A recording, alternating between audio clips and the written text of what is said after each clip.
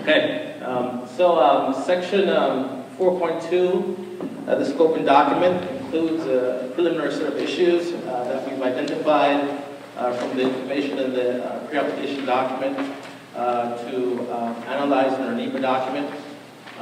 This list of issues is not meant to be exhaustive or final, and we're mostly interested in hearing from you whether or not we got this list of issues right. From a broad category, the categories we're looking at are aquatic resources, terrestrial resources, threatened and endangered species, recreation and land use and aesthetics, cultural resources, and developmental resources. I'm going to read through these issues real quick, just the way we describe it in the document, in the scoping document, and then at the end of the meeting, we can bring back the slide and use it to frame any discussions we may have around the issues. So under aquatic resources, we'll be looking at the effects of continued project operation on dissolved oxygen and water temperature in the Mousam River, effects of continued project operation on aquatic habitat for residential and migratory fish and aquatic macroinvertebrates, effects of continued project operation and migratory fish passage at the three project dams. Under terrestrial resources, we're proposing to look at the effects of continued project operation on riparian and wetland habitat and associated wildlife, including waterfowl and wetland-dependent birds, effects of continued project operation on upland and wildlife habitat and associated wildlife. Under threatened and endangered species, I know it's hard to see there, we'll be looking at the effects. There's two threatened species, Kennebunk, and the northern long-eared bat. We'll be looking at the effects of project operation on these two species. Under recreation and land use, we'll be looking at the effects of continued project operation and maintenance on land use within the project area. Under cultural resources, we're supposed to look at the effects of continued project operation on historic properties and archaeological resources. And finally, under developmental resources, we're proposing to look at the economics of the proposed project and the effects of any recommended environmental measures on project economics. Like I said, later on when we open up the meeting for comments and questions, we can always come back to these slides and use it to frame any discussions we may have around those issues. This slide includes a list of up and coming important dates, sort of like what's next. First, comments on the America First pre-application document and request for studies are due by January 7, 2018. America First will then, 45 days after comments are filed, file the proposed study plan with the Commission. They'll then have 90 days to hold study plan meetings to discuss that proposed study plan and further revise that study plan. Following those meetings, they'll have 30 days to file a revised study plan with the Commission. Once this revised study plan is filed, the Commission Office Director will issue a study plan determination. The study plan determination, along with the revised study plan, will constitute an approved study plan, and America First will implement those studies based on the approved study plan and use the information to develop its license application. A more detailed schedule can be found in Appendix B of your scoping document, and that schedule actually includes the actual date when these milestones are due. So please refer to that for more reference. In addition to commenting on the pre-application document, that was also the time for you to start thinking about sending in study requests. Section 5.9, the Commission regulations, requires that any request for studies address these 7 very important criteria. This criteria is important because they help to set clear the objective and goals of the study and how they relate back to project operation. These criteria can also be found in your scoping document as well.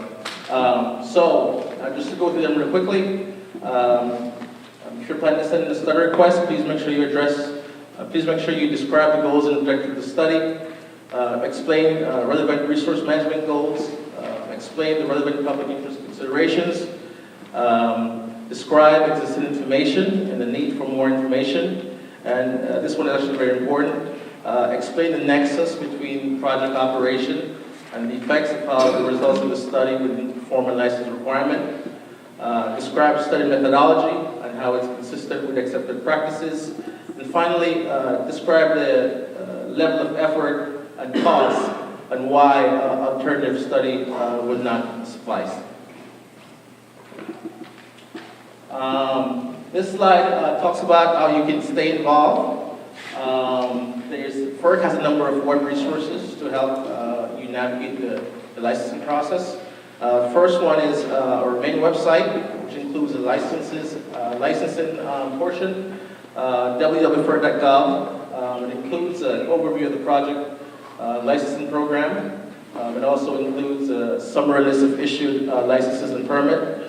And it also includes several handbooks and guidance documents to help you navigate the process. There's also e-library, which is our electronically searchable database. This allows you to search for documents on the record for any project, including this one. Then there is e-subscription, which allows you to e-subscribe to a project, and you'll get email notification of all issuances and filing of the project. So whatever document for issues or whatever document a stakeholder files on the record for that project, you'll get an email notification as well as a link to that document itself. There's also e-filing, which the Commission strongly encourages. E-filing allows stakeholders to file a document on the record directly without having to send it through the post office. This slide talks about our mailing list, and this is a very important point. The mailing list that's included in our scoping document actually was sent out to both the Commission's official mailing list for the project and America First distribution list. However, future documents from the Commission will only be going to the Commission mailing list. So if you'd like to be added to the mailing list to receive future issuance from the Commission, please make sure you send a request addressed to the Secretary of the Commission, clearly state the project name and number. So please review the mailing list in the back of the scoping document, and if you're not on it and you'd like to be added, please send us a request to do so. Or you can easily e-subscribe like we talked about, and that way you'll get all email notification as well as a link, hyperlink to all our issuances and file it on the project. So good. So we got to yes, this question. Good question. Can you use the microphone and state your name and affiliation before speaking? Thank you.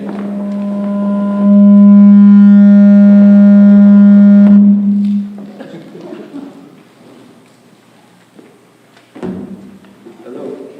My name is Kyle Scardino. I'm a registered Maine guide, resident of Kennebunk. One of the things I didn't see on the website up here, when I visited the page at home, there was an area for e-comments. And one of my concerns is that there won't be ample time to hear all that needs to be heard from everybody. Will an e-comment be given the same levity as testimony from people in hall today? Absolutely, yeah. By any means, so whether it's comments here or comments on the transcript, or whether you write your comments in, it'll be the same level of, it'll be the same weight, pretty much. So one doesn't outweigh the other. Okay, I'm listed as number 12. If I need to leave to get my son, I just didn't want to look like I just disappeared. Okay. Make sure I was able to reply. Okay. Thank you for your comment. A number of you have indicated that you'd like to give verbal comments in today's meeting, and I'm just going to, I'm not going to limit time initially. Yes, sir. I have one. State your name and affiliation. Sorry, Jeff Reardon from Trout Unlimited. Just one question before you go to comments, Okay. because it may change what I want to say. I've heard three different things. One is in the initial filing that America First made, they said they're intending to relicense all three projects and to do so with no changes to existing generation. I then saw the filing that came out a little over a week ago that suggested they might choose to license only some of the projects and not others. And then in their presentation today, I heard them talk about potentially adding generation in the future. Those are three different kinds of applications, and I'd like to know which one we're supposed to comment on.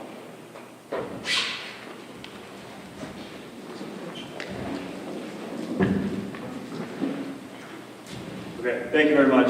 I appreciate the comment. So, right now, as far as the process goes, the integrated licensing process is what we're using. And as Mike showed earlier, we're in the pre-filing portion of that. So pre-filing will lead up to the filing of a formal final license application. After that final license application is filed, we will have the proposal as it stands finalized. During this pre-filing process, of course, the idea is to get the resource issues in, to discuss the issues, to develop the record, and we did receive the pre-application document, notice of intent, all the information on the record as notarized. But if you are able to discuss with the potential applicant, of course, can move forward in the process, and I think that it is fair enough to recognize that the process can evolve as they find out more information, as the general public and the resource agencies find out information, such that the exact project filed in the pre-application document might not be exactly the same as the final license application that's filed in the year 2020. So I expect to see some variation as we go forward. I'm not sure exactly how their proposal has changed since they filed the pre-application document, and that is something that they can speak to if they would like. It's up to them to, I'll speak now. Would you like to? Okay. Yeah, so this meeting, I hope, can be, like I said earlier, one where we can speak freely on the issues, all the information on the record, and that Paul, just stay up here. What we're trying to address is that we want to show flexibility in our thinking process as to how we would proceed in addressing the concerns that I've seen. Because we have, yes, we are going to talk about the pad that we filed, but there was another pad filed that wasn't accepted, and you've had multiple years of public meetings dealing with the current licensee. In all those proceedings, there's a certain chorus, if you will, I won't say Greek tragedy, but of what other people want to see done. For me to come up here and say, all we're going to do is just license as is, where is, that's all I'm going to talk about, then we don't need to even have this meeting. So that's all I was trying to do for our filing, is to show a little flexibility with a non-power license for one or more of the dams, flexibility of doing additional capacity to pay for more mitigation. So that's all I was trying to do. I'm not trying to say we have changed our unequivocal intent to license, because that is, our intent is to relicense. But what you actually end up relicensing will depend upon what we all have to say and how we work together. And the question in your filing about simultaneous surrender and licensing processes, because that really changes what the scope of study plans do in a month are. Well, I'm not trying to get into a debate or discussion. Sir, if you're going to ask questions, we ask that you use the microphone just so the court reporter can hear you, because there's a microphone here in front.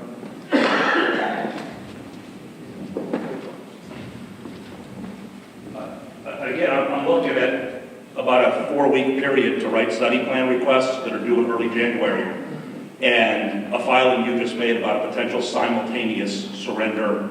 I think this is what you're intending, a simultaneous surrender and licensing that may or may not include some or all of the dams. The study request I would file for a surrender process would be really different than the study request comments I might give if you're licensing the 3 dams to operate as they are today. And so if that's going to change, I guess I'd look to FERC and say if what the the intent of the application is, and right now I'm going to go on what the PAD says. The intent of the application changes, will we have a request, an opportunity to change our study requests, because they'd be very different for a very different kind of application. Could you give your name, please? Jeff Reardon from Manchester, Maine, and I work for Trout Mill. Okay, thank you for your comment, Jeff. I really want to, Jeff, could you spell your name for the record, please? Sure. And your company? It's Jeff Reardon, R-E-A-R-D-O-N-J-E-F-F, and actually R-E-Y, not E-R-Y, and definitely not with G. And I work for Trout Mill. Okay, thank you, Jeff. Thank you. I really want to, I can sit down. yeah. Say great.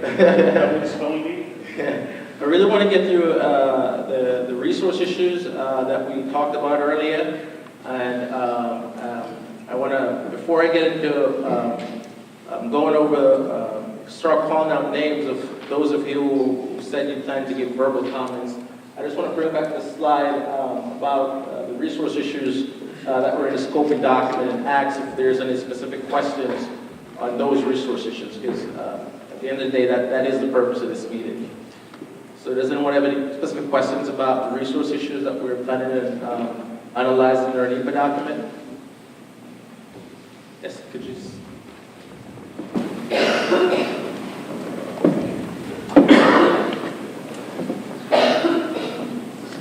Hi, my name is Kathy Howard. I work for the Department of Environmental Protection.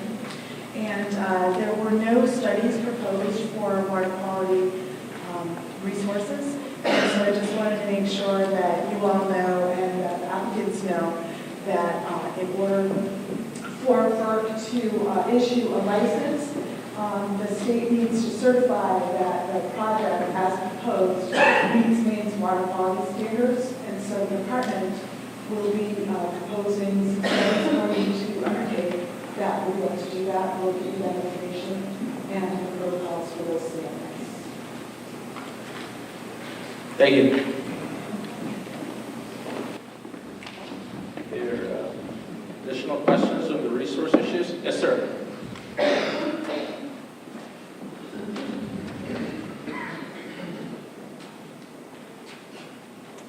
Great. Thank you. My name is John Burrows. I'm with the Mousam Kennebunk Rivers Alliance. I did have some other comments later, but since we're talking about this now, I wanted to raise a few other of these issues. One issue, which is a big unknown, is we have issues in the Mousam estuary related to low dissolved oxygen and other things. The way the river, the dams are operated may or may not contribute to that, may or may not help that, depending on what happens. If we wanted to have that be looked at, what would, I guess I'm asking FERC, what would be the appropriate way for members of the public, most of whom in this room have never done a study request, to actually propose that? Could you walk us through an example of how to do that for the majority of folks here who don't have a clue how to do that? Okay, so it will relate to those slides that talk about those study request criteria. Pretty much go through and address each of those criteria. And if you want, our website, like I said, our public records website includes tons of examples of other projects that have gone through this process and requested studies. So if you want an example to look at, you can go through, pull up a project and look at examples of study requests. But the bottom line is that you can address those criteria, just address those 7 criteria. And that's normally how we address study requests. Steve, just give me a hand. Steve Cartalia with FERC. Because this deals with water quality, I'd like to say something that, just to remind people, one thing we're here today to do is to help us identify existing studies that might be out there that we don't know about and try and get those in the record. So, for example, with water quality, if there are basin-wide studies that would be relevant to these site-specific projects, we want to try and get that information into the record. And that'll help us determine what studies need to be done, because we don't feel like we would need to necessarily repeat a study that's already been done and done well. That'll help us scope things out. No, that's great. No, certainly just to follow up on that, I know DEP is looking currently at the estuary issues, and we can raise that and get the right folks there to chime in on that. In addition, through the DEP's volunteer river monitoring program, we've got about 7 or 8 years of data, which is following DEP protocol, upstream and downstream of the dams and the impoundments. We can submit that as well to the record just to show kind of those baseline conditions that are out there. That would be Excellent. helpful. Yeah, that's exactly the kind of thing we want to get into the record, so not only we can look at it, but everyone else who's interested can look at it. Okay, and just 2 other points. I want to raise a concern that both within the pad and also what Todd Shea said earlier, the project they talk about is kind of run-of-river. I just wanted to point out, it's not licensed as run-of-river. The license for the project is, requires 60 CFS for 2 months of the year, and minimum flow of 5 CFS for 10 months of the year. Looking at regional Fish and Wildlife Service stream flow guidance, those numbers are off by about an order of magnitude. And so even though the river, the dams may or may not be operated as run-of-river, they're not licensed that way. And so that's a concern that we'd want to see looked at and addressed in the future. And just one last question related to water quality, just so folks are aware. The Mousam from the Kesslen Dam up to the top of the Dane Perkins impoundment is on the 303D list as an impaired water. Its impairment is because of the lack of anadromous fish species. And so under the pad, there's no plans, no mention of providing fish passage or doing anything else. The way I see it, the only way to get a 401 certification is to either build fishways or remove the dams. But yet there's no discussion about how to do that. So I want to make sure folks were aware of that not meeting water quality standards for that reason. Okay. Thank you for your comment. Yes, sir. Name and affiliation, please speak.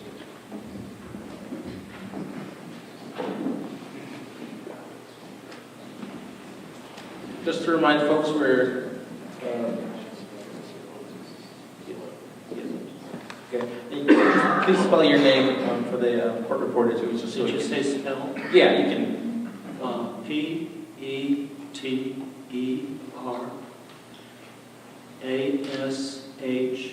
Petershelley. Thank you. I'm from Cape Nettic, Maine. I helped build the 2 upstream plants and learning more and more all the years since then. And I hold in my hand a report from biologist number 3, Barry Mower of the Maine Department of Environmental Protection. And he goes into the mercury content and other things in the fish sampling. And I've been waiting for some entity somewhere, and he has too. His last sentence says, data from those samples will be available at a later date. And this may be an opportunity to find out where the clog is and getting the data that's further on down the river and get reports on that.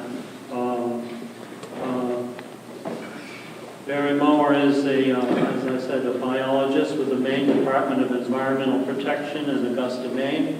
Barry.m.mower, M-O-W-E-R, at maine.gov.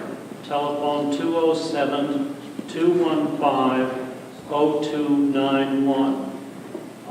The second paragraph basically states that the CDC has listed all rivers and ponds and lakes in the state of Maine as a problem area for mercury content and a limitation of ingestion of the fish by all parties in the public.